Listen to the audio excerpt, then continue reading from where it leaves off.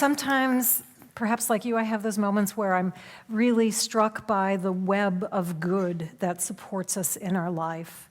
To think that there's a songwriter named Kirtana who wrote a song, Who You Really Are, and that Chris Fritchie, with all his developed over years musical skill, found it and brought it to us today on a day when the topic is who you truly are. I mean, what are the chances? I often feel like I'm very blessed and that there's a web of good supporting me here in Sonoma County. And yet I'm aware that people are struggling in other parts of the world. Particularly, we've become very aware of the devastation in the Philippines this week. And I want you to know, many of us have already donated. If you are desiring to donate and haven't figured it out yet, it's very easy to do, to going on the web and finding something to donate to. But to make it even easier, on the table under the TV monitor, this little blue piece of paper lists a few organizations. I just pulled them right off the web for you if you would like it. From a spiritual point of view, we know that there is only one mind, divine mind, we're all part of it, and that something that is known in one part of this mind is known throughout this mind. And so it is my intention that as together you and I explore this topic today, who we truly are, that our knowing of this is not only for ourselves, but for all of humankind, including those people who might be struggling at the moment. So, who you truly are.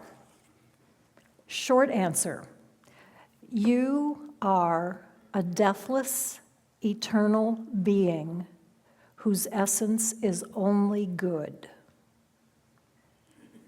You are a deathless, eternal being whose essence is only good. Here's a longer answer, and it's based on this quote from Ernest Holmes. There is a power that makes things directly out of itself by simply becoming the thing it makes. There is a power that makes things directly out of itself by becoming the thing it makes. Whew, what does that mean? It means that you exist because God became you. So just take that in for a moment, breathe that in. I exist because God became me. This means that you're an intentional expression of the Divine One. You are one with this Divine One, Spirit or God, as I am so fond of saying. You're one with it as the wave is one with the ocean, inseparable from it, containing all of its qualities. And in the same way that the wave is not all of the ocean, so you are not all of God, but all of you, every bit of you, is God. And now for an even longer answer that will take the rest of my time up here, who you truly are, because I feel like I have to back up. Sometimes I can't get to that truth right away. Sometimes I need reminding. Sometimes I need encouraging. Sometimes I forget. Sometimes I need to be convinced. There's a lot of evidence to the contrary. For sure, it's taken me a bit of a life journey to recognize the truth of these opening words about who I truly am. As a matter of fact, some years ago, if you had invited me to hear somebody speak about who you truly are, I think I would have been reluctant to go. I think I would have been squirming in my seat because I would have been afraid that if we started to look at who I am, peel off the layers, or if I started to get rid of the busyness of my life and go into the silence to find out who I was afraid that my suspicion would be confirmed that I'm flawed, that I'm not good, that I'm evil, that people wouldn't like me. Now, I suspect I'm not the only one, and it's kind of a sorry, and as we think about it now, kind of a ridiculous state. However, it's not surprising that we fall into thinking that. Many of us got that message as we were growing up, even from well-intentioned adults. There's a story about a minister in our movement who, there was a mother who sent her son to the youth church at his center, even though she didn't come. And so one day the little boy came home from youth church and the mom said, "What'd you learn today?" And he said, "Wonderful, wonderful, wonderful me. I am made in the image and likeness of God." And she was furious. She called the minister to ask him why he was teaching such nonsense to the children. Now, it's understandable from a point of view of moral values that think we shouldn't talk about ourselves as good. However, it relays the message that you're not good, and I suspect many of us got that message. Fortunately, by hanging out here, I've come a long way away from that. In fact, now when I hear those words that we're going to talk today about who you truly are, I get a sense of relaxation and peace coming over me, thinking, good. I'm going to be back in touch. I'm going to remember who I truly am, beyond all the comings and goings around me and all the comings and goings inside of me. So that's our work together today, to encourage each other to detach from the untrue messages we may be getting around us and even inside of us of who we truly are, and to get back in touch with the truth. So let's begin by encouraging ourselves not to fall into messages from others about who we are that just aren't true. It happens all the time with advertisement, less than kind of thing. The media certainly can be very fear-based. And even from experts, we get the message, this is it. This is how it's going to be. That's it. So I don't know about you, but any time that I come across a story about someone who proved the experts wrong, I get very excited. So I brought a story today, and I want to share it with you. It is entitled, "The Island Where People Forget to Die." And it was printed in October 2012 in the New York Times. The author is Dan Buettner. It's the story of a man from Greece who came to the States as a young man, and many decades later, the story begins when he's in his 60s. In 1976, Stamatis Moriartis was diagnosed with lung cancer. His doctors gave him 9 months to live. He decided to return to his homeland, the Greek island of Ikaria, so he could be buried with his ancestors. He and his wife moved in with his elderly parents into a tiny whitewashed house on 2 acres of stepped vineyards. At first, he spent his days exhausted in bed. On Sundays, he hobbled up the hill to a tiny Greek Orthodox chapel, reconnecting with his faith. When his childhood friends discovered that he had moved back, they started showing up every afternoon and would talk for hours. In the ensuing months, something strange happened. He started to feel stronger. One day, feeling ambitious, he planted some vegetables in the garden. He didn't expect to live to harvest them, but he enjoyed being in the sunshine, breathing the ocean air. The months came and went.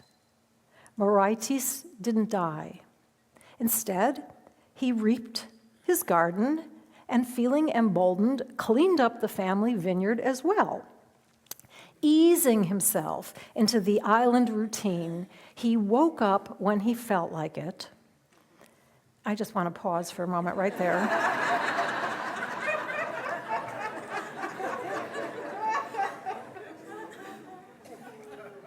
Something about mental images and creating reality.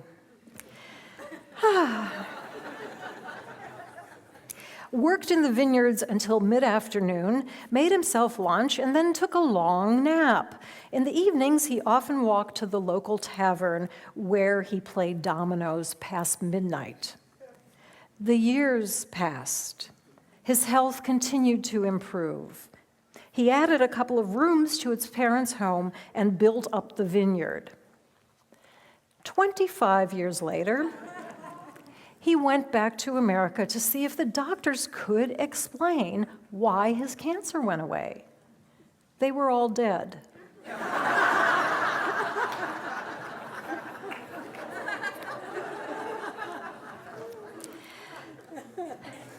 I think we like this because it touches something. So many places, says the front row, yes. And I was thinking about that something in us that triumphs, that something in us that knows who we really are, triumphing over false messages about who we are.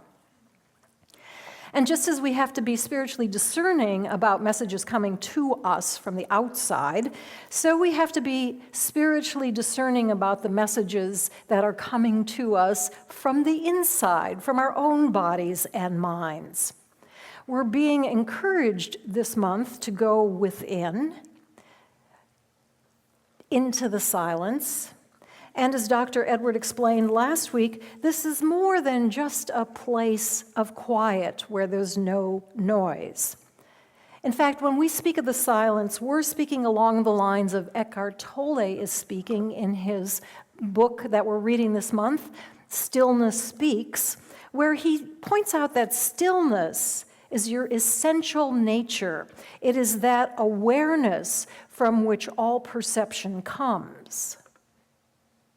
That awareness from which all perception comes.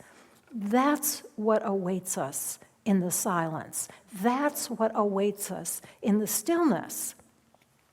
But I know for me that there's kind of a journey getting to that place. I know for me and for others, sometimes when we first get still, the first thing we notice is our body. The body feeling uncomfortable, the body wanting to move, the body wanting to adjust, the body wanting to scratch. Initially, when we get still, it's tempting to identify with the body. And I know certainly when I've been ill, I can really get caught up in that idea that I am my body. But I've noticed that even in our most physically uncomfortable state, there is something that we notice, something that we notice is noticing all these physical sensations. And so then we realize, aha, I have a body, but I am not a body. I'm not a body because there's something in me that can think about it. So then it's tempting to get caught up with identifying with our thoughts and believing our thoughts. But then we notice that there's something inside us that is witnessing these thoughts. Something that sees these thoughts coming and going, or sees these emotions that visit for a while and pass.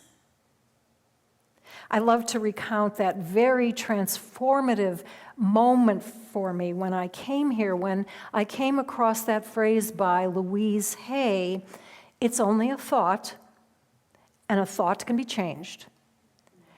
And you know, at first I didn't understand it. I had to read it again.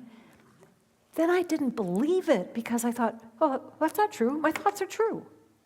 I've got this presentation tomorrow and I've got to work and gosh, I realized what I was doing was I was confusing reality with my thoughts about reality and identifying with my thoughts. I had not yet seen the bumper sticker that says, "Don't believe everything you think." And the emotions were worse. If I was angry, I could just come to the conclusion, I'm an angry person, or if I was sad, I would label myself as depressed.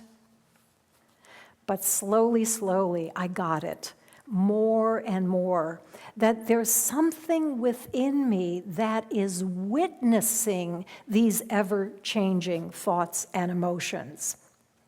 And I began to appreciate that there is something eternal within me that is beyond these temporary physical sensations and mental thoughts and emotional feelings. Many of us know Reverend Maggie Buck, and she helped me very much in this. She suggested an awareness practice of reserving the words, I am, only for those things that are true of our essential spiritual nature. Example, I am an eternal expression of divine love. Otherwise, if we're talking about ourselves, about something that's temporary fact, use the words I'm, as in, I'm not feeling well today. I'm not feeling well today could indeed be a fact, but still, I am an eternal expression of divine love. It's an awareness practice to bring our attention in an ongoing way to what's temporary, changing fact and what is eternal, changeless truth. Who you truly are. I was in a bookstore one day and I saw a book on the shelf. The side of the book, the spine said, "You are invisible." And I thought, what? After thousands of dollars spent in workshops trying to make myself visible, you're invisible? What is this? So I was going to hide it from other people, turn it around. But I picked it up, and clearly it's not a self-help book. In fact, the full title is, As a Center of Consciousness, You Are Invisible. I thought, I get it. We're talking about that original me from which form comes. In fact, the author is Raymond Charles Barker, who was a student and close colleague of Ernest Holmes, had a huge center, Dr. Barker, in New York. And in this book, he says, you are as necessary to life as life is necessary to you. You are as necessary to life as life is necessary to you. You are not some small being wandering around in a universe lost in the fog of doubt and fear. You are a living soul. You are the image and likeness of your Creator. You are the glory of life. The image and likeness of God simply means that we're like God, that those qualities that Spirit has, we have. What are these qualities?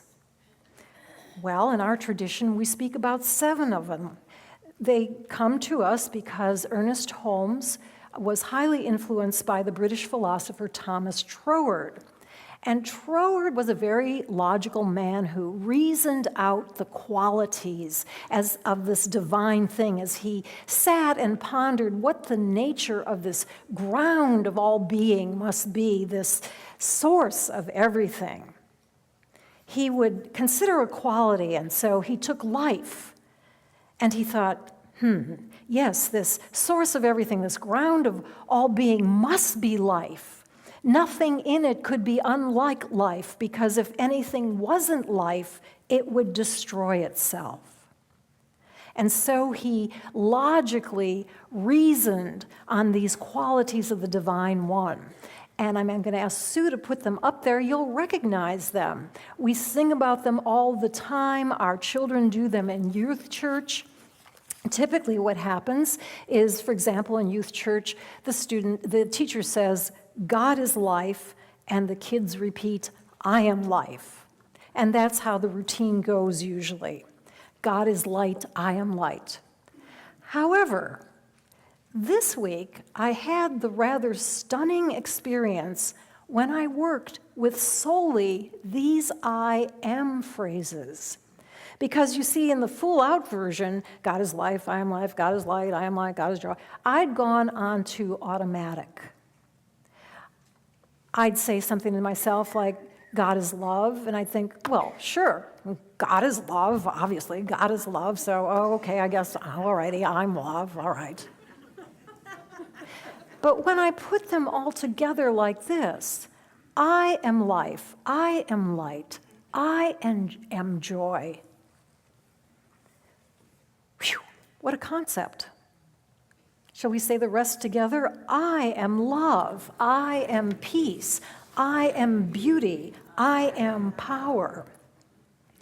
So as you continue to consider who you truly are, I invite you to claim these 7 qualities for yourself. You might get out your mala beads and just do the series of 7 over and over. Or you might take one a day for a week and really spend time throughout the day repeating to yourself that quality.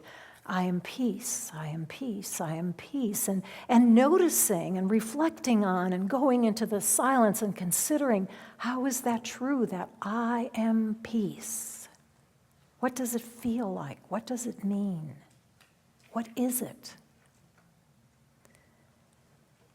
As we begin to conclude our time together today, I offer us a taste of what this practice can be like for you to arrive at your own understanding in the silence of this meaning for you.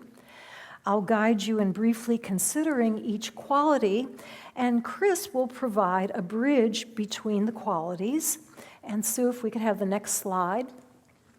Chris will also keep us anchored in spiritual truth by repeating this musical phrase, beyond all form, eternally, God is living life as me. So I invite you to get comfortable in your chair. Let your face relax and your eyes gently close. Notice your breath as it helps you turn within to that place of stillness, that place you're getting more and more familiar with and at home in, that place that is your true home. And consider what this means. I am life. Yes, Spirit is living life as me, and I am life itself. What does this mean? I am life.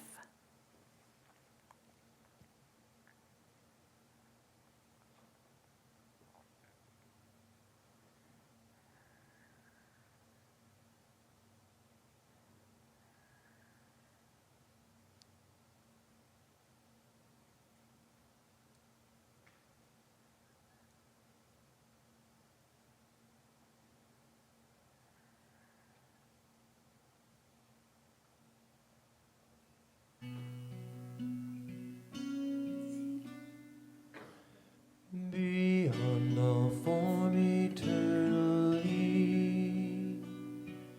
God is living life as me.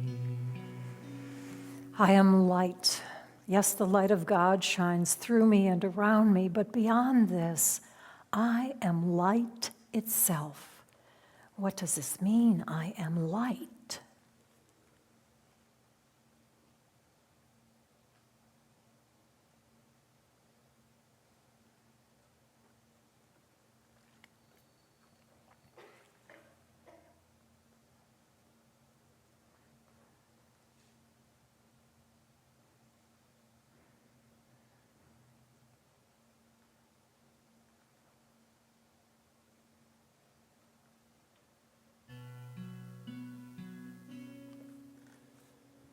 Beyond all form eternally,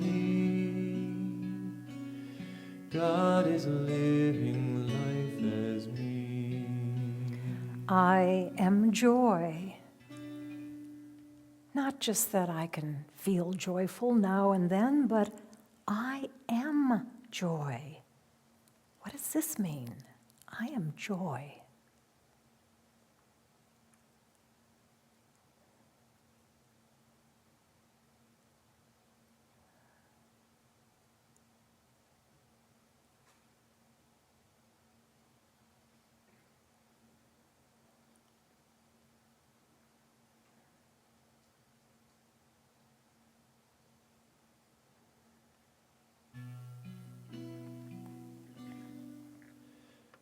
Beyond all form eternally, God is living life as me. I am love. Not only do I receive it, do I express it, but I am love. What does this mean? I am love.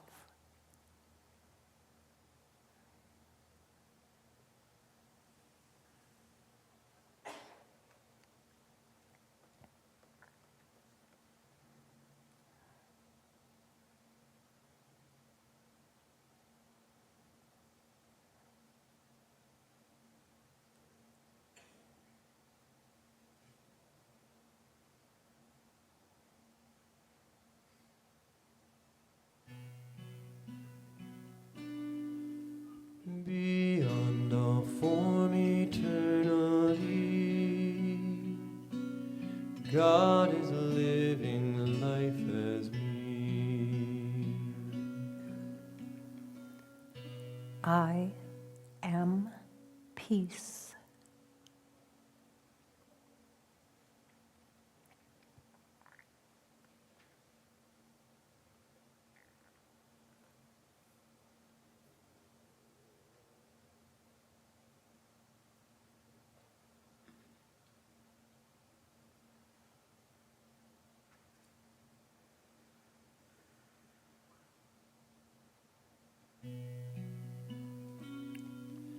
Beyond all form eternally, God is living life as me. I am beauty, beyond my ability to create beauty, beyond my ability to be aware of the beauty of poetry and music and the art show and nature. I am beauty. What does this mean? I am beauty.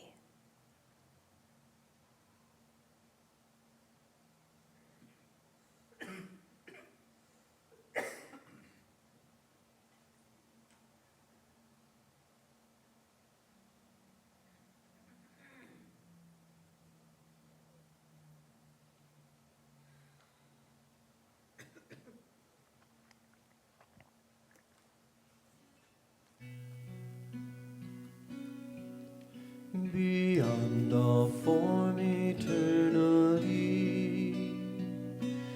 God is living life as me. I am power.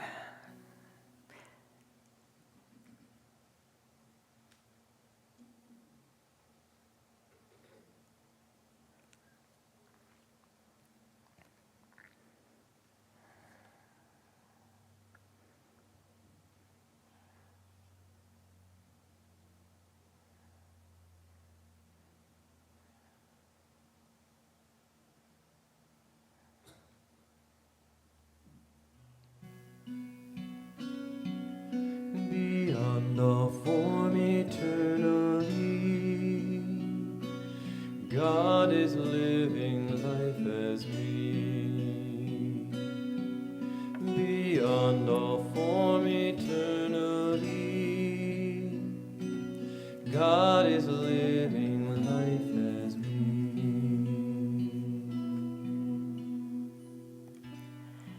And as you begin to bring your awareness back into this room, I want to tell you that when I was preparing this talk, I took some time in the silence And I pose the question to Spirit, what do you want us all to know about this topic? Who you truly are? And here's the answer. Beloved people, you are me. I have intentionally taken form as you. You are always connected to me, whether you know it or not. My desire for you is to drop any suffering caused by thinking you are other than me and live your lives in joy. Enjoy your lives. May we all continue to know this and experience it in an ever more deeper and an ever more richer way. And may we know it not only for ourselves, but for all humankind on earth and for all beings everywhere. And so it is.